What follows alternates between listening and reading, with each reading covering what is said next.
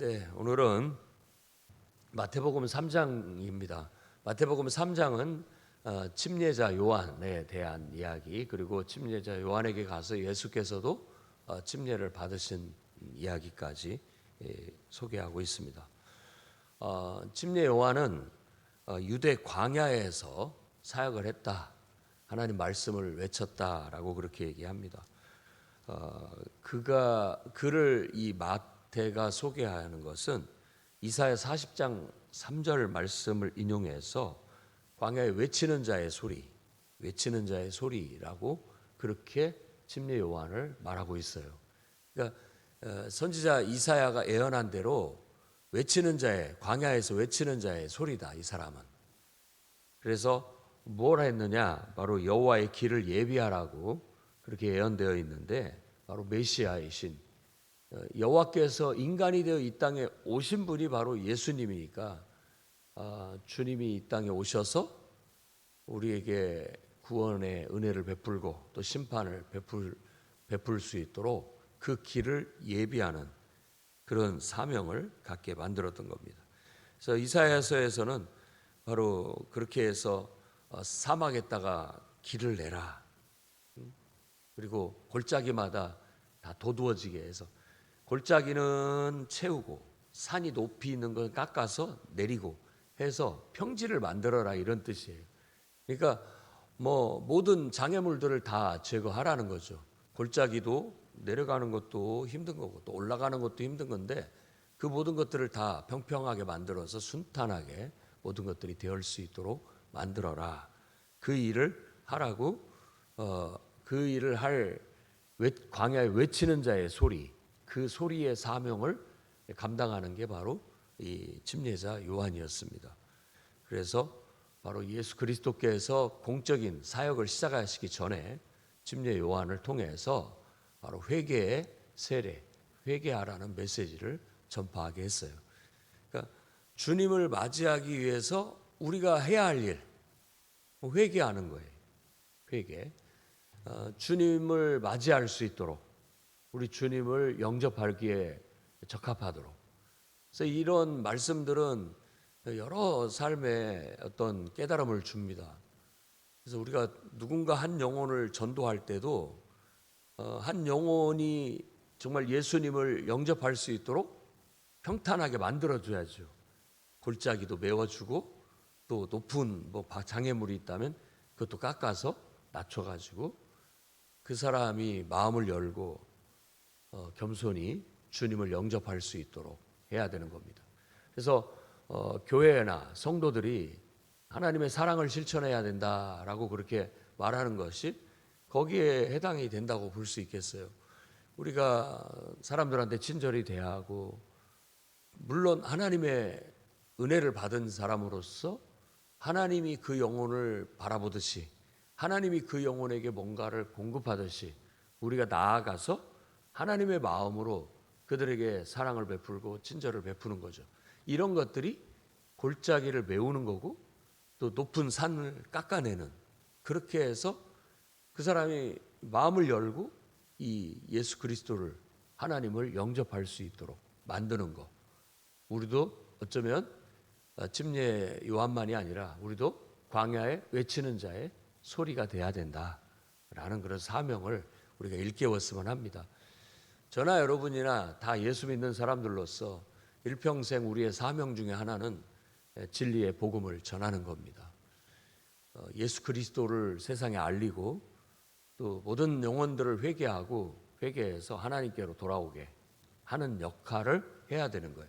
그 사명을 광야에 외치는 자의 소리라고 그렇게 말하고 있는 거죠. 그래서 이 침례자 요한이 광야에 외치는 자의 소리로서 여호와의 길을 예비하고 주의 길을 예비한 사역을 한 것처럼, 우리들도 주님의 몸이 돼서, 주님의 지체가 돼서, 주님의 일꾼이 되고, 주님의 또 이런 사명자가 돼서 또 광야에 외치는 자의 소리가 되어야 되겠습니다. 진리의 말씀을 전하고 예수 그리스도를 전하고 하나님의 은혜와 사랑을 전해서 모든 사람들이 이 마음을 고쳐먹고 하나님께 돌아와서, 이제 나는 하나님의 자녀다, 나는 이제부터는 하나님 백성으로 살겠다, 하나님의 자녀로 살겠다, 마음을 고쳐먹고 돌아오게 하는 그런 사역을 해야 되겠습니다. 요한은 유대 광야에서 살면서 거기에서 이제 사역을 했는데, 낙타털옷을 입고, 약대털옷은 낙타털옷을 말하고, 가죽띠를 띠고, 음식은 메뚜기와 석청을 먹었다, 이런 말들은 세속적이지 않았다, 이런 의미를 갖습니다. 순수한 어떤 사람의 힘을 빌리지 않고 세속의 어떤 쾌락이나 세속의 어떤 물질적인 이런 것들을 추구하지 않고 순수하게 하나님만을 의지하고 그냥 아주 순수한 삶을 산 사람이다라고 그렇게 말하고 있는 거예요. 그러니까 이런 선지자의 외침은 신뢰할 만하다, 그는 진정한 선지자다라는 걸 그 복장으로 그가 뭘 먹고 사는지에 대해서 말함으로써 어필하고자 하는 바입니다. 그래서 참 하나님 복음을 전하는 사람들이 겸손하고 또 청렴하고 또 이런 어떤 거룩한 모습을 가질 필요가 있습니다. 좀 영적이어야죠. 그래야 사람들이 하나님의 말씀을 더 신뢰해서 받아들일 수 있는 하나의 요소가 될 수도 있다라고 생각됩니다. 그가 이제 바리새인들과 사두개인들에 왔을 때 외치는 경고의 메시지가 있는데, 그들을 향해서 독사의 자식들아라고 이렇게 말합니다.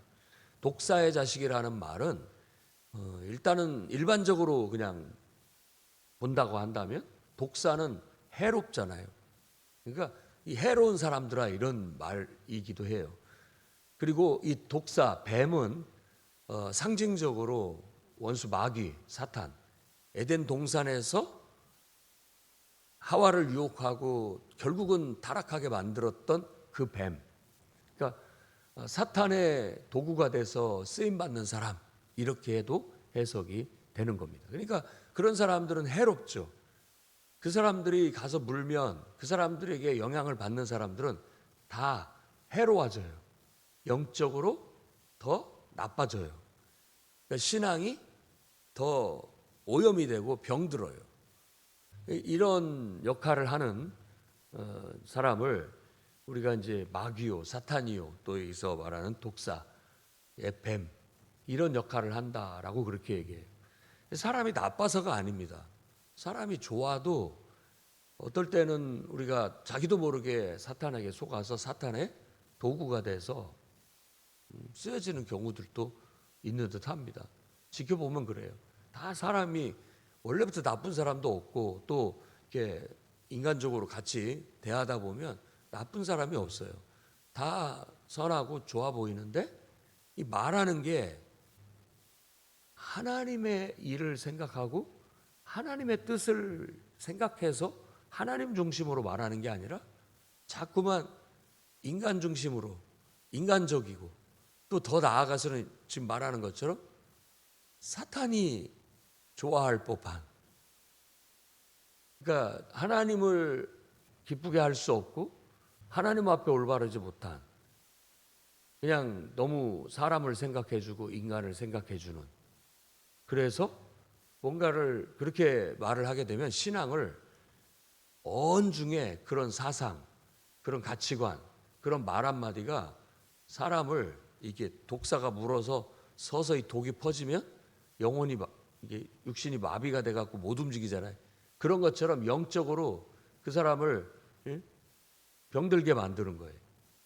그러니까 이런 역할을 하는 그런 존재들로 이 마태복음에서 이 바리새인이나 사두개인들을 그런 역할을 한다라고 지금 성토하고 있는 거예요.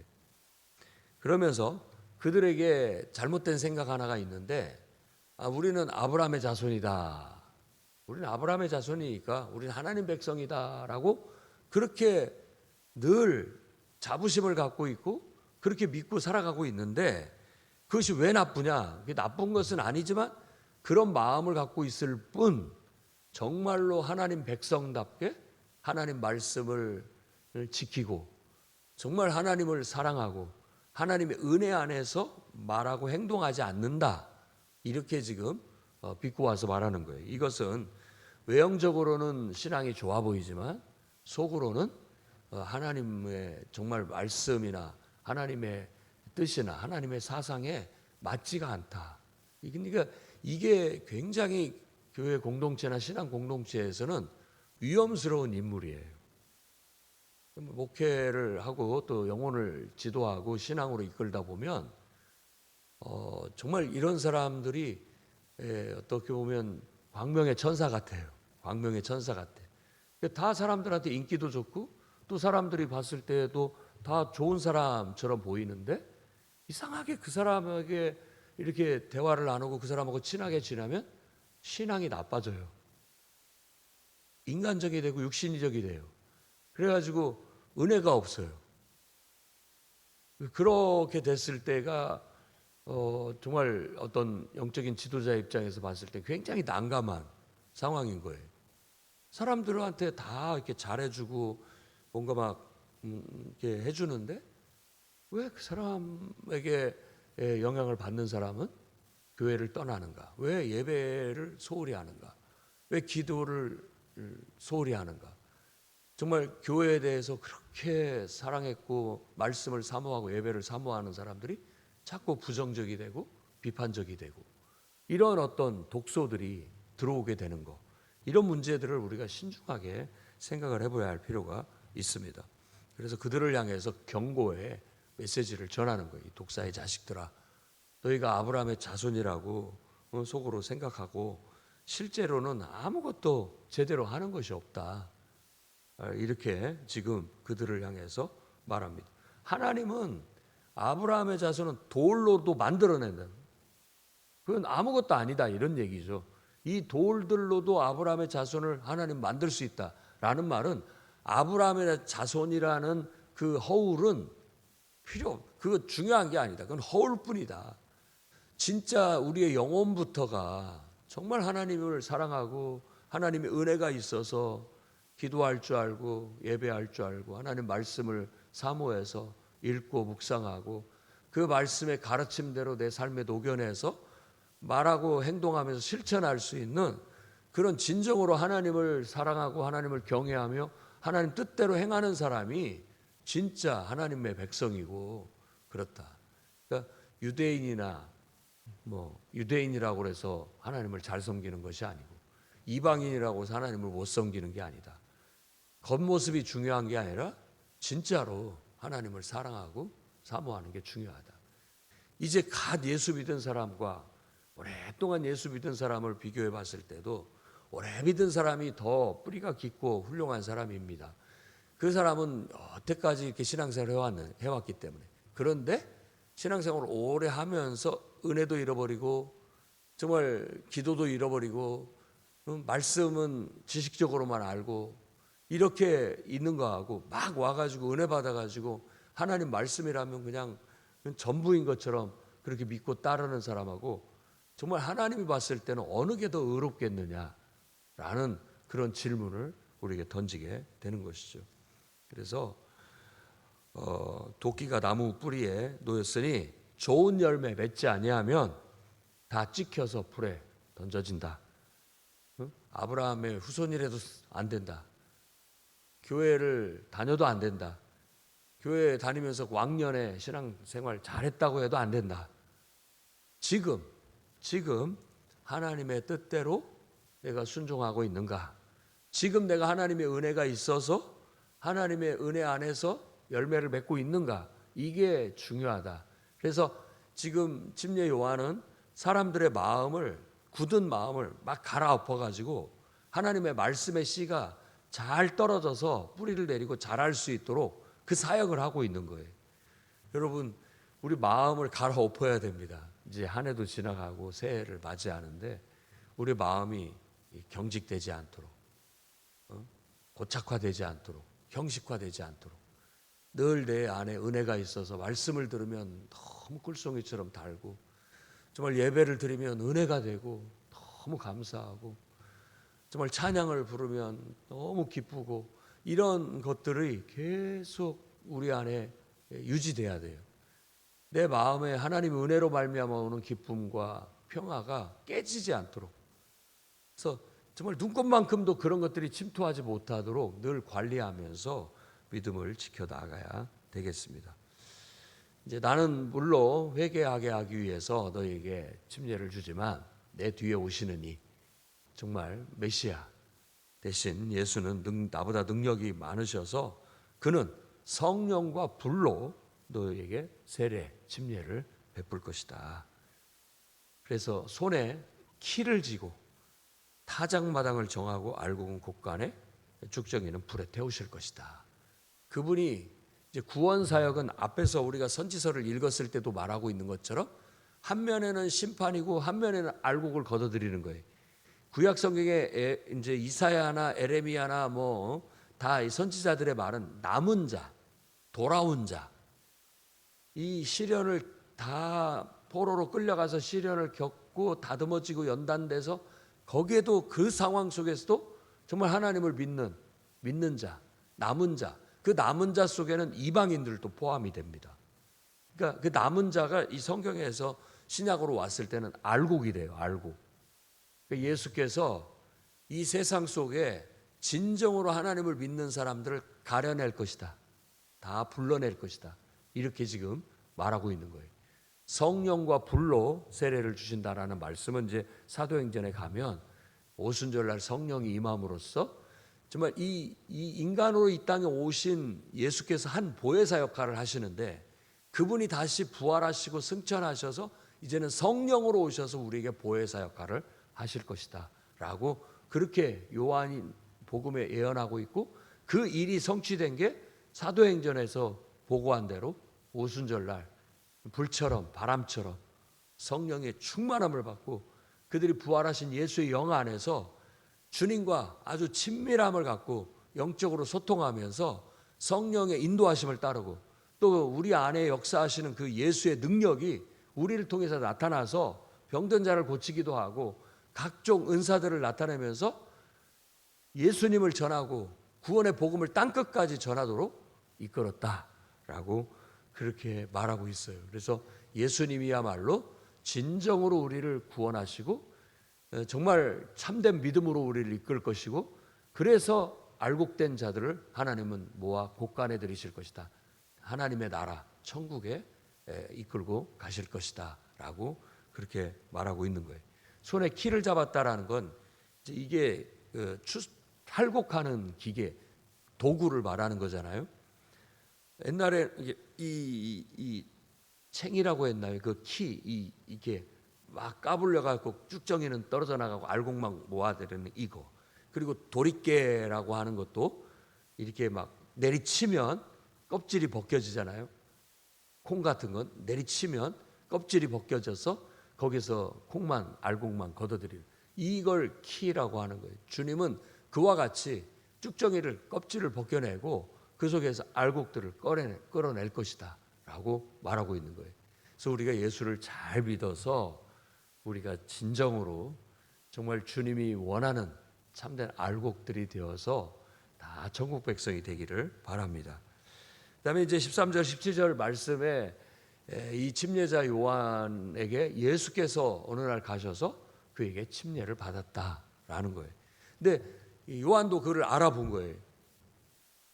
알아보고 당신이 어찌 저에게 오십니까? 내가 당신에게 침례를 받는 것이 맞지 않겠습니까? 라고 하자 예수님은 아니다. 이제 이와 같이 해서 모든 의를 이루는 것이 합당하다라고 말하니까 받아들이게 됩니다.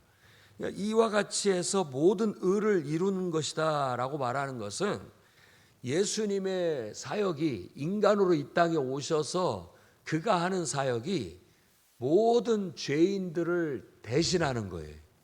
그러니까 자신의 사명은 한 죄인이 돼서 내가 모든 사람의 죄를 다 뒤집어 쓴 한 죄인이 돼서 내가 그 모든 죄를 다 씻어내는 그야말로 한 방에 그 모든 죄를 다 없애는 속량하는 대속하는 그런 사역을 해야 할 사람으로 왔기 때문에 이 의를 이룬다라는 말은 바로 그와 같은 의미라고 볼 수 있습니다.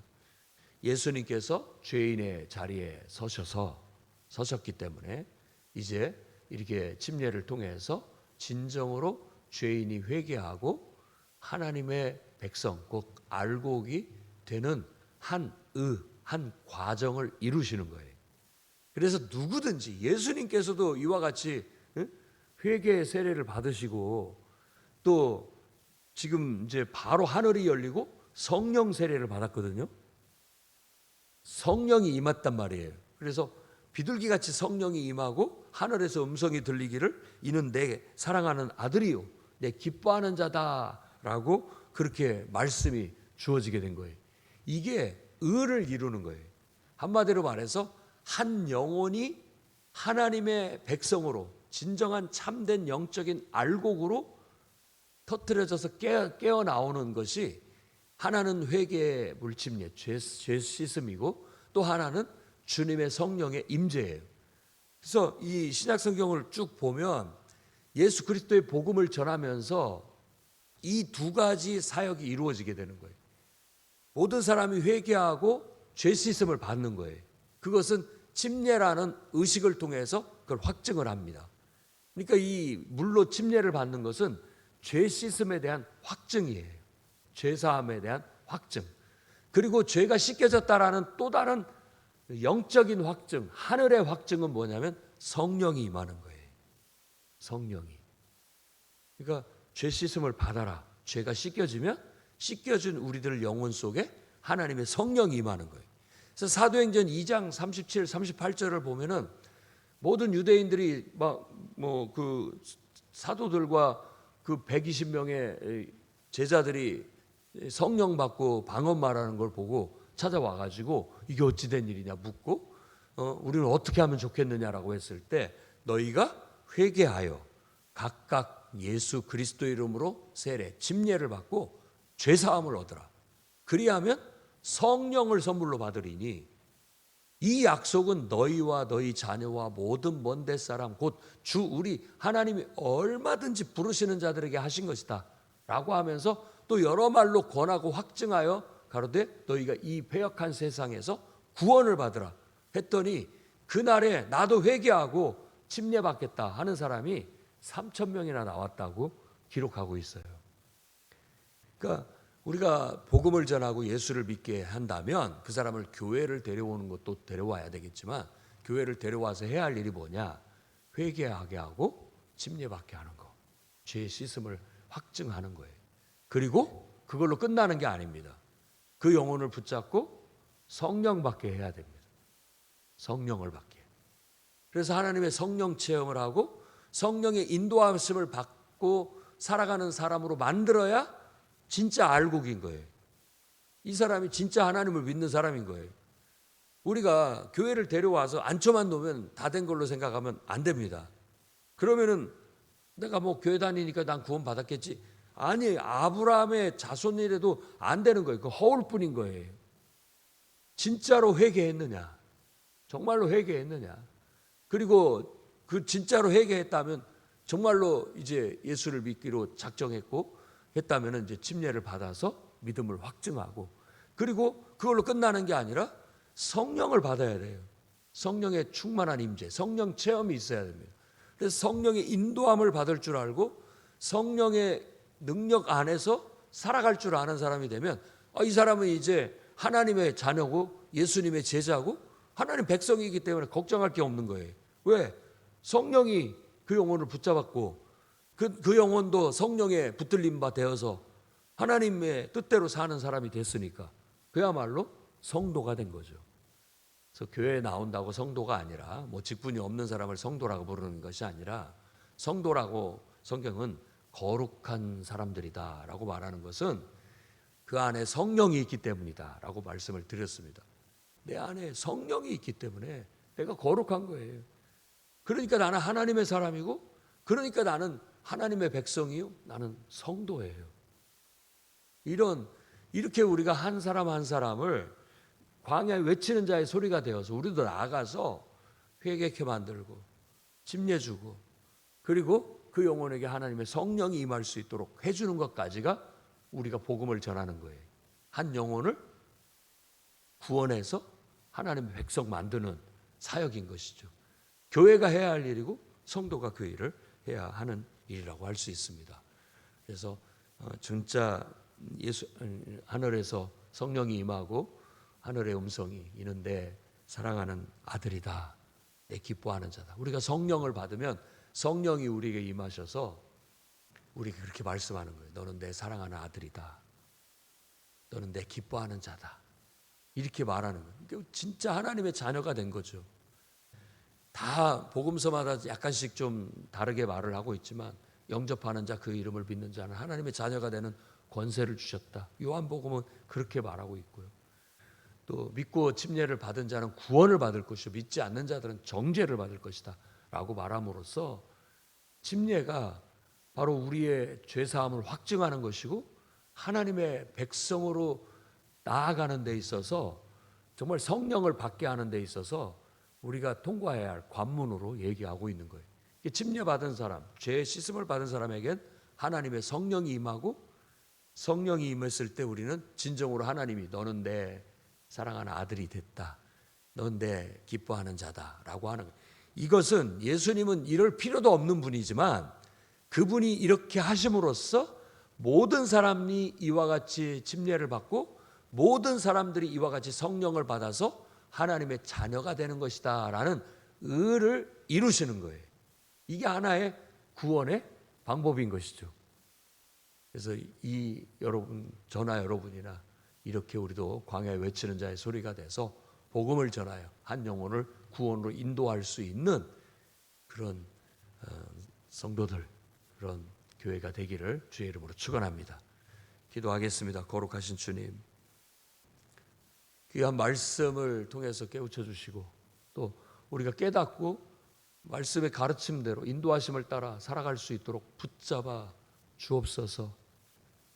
우리가 예수 믿고 진정으로 회개하고 죄사함 받고 침례로 그 모든 죄가 씻겨졌음을 확증하였습니다.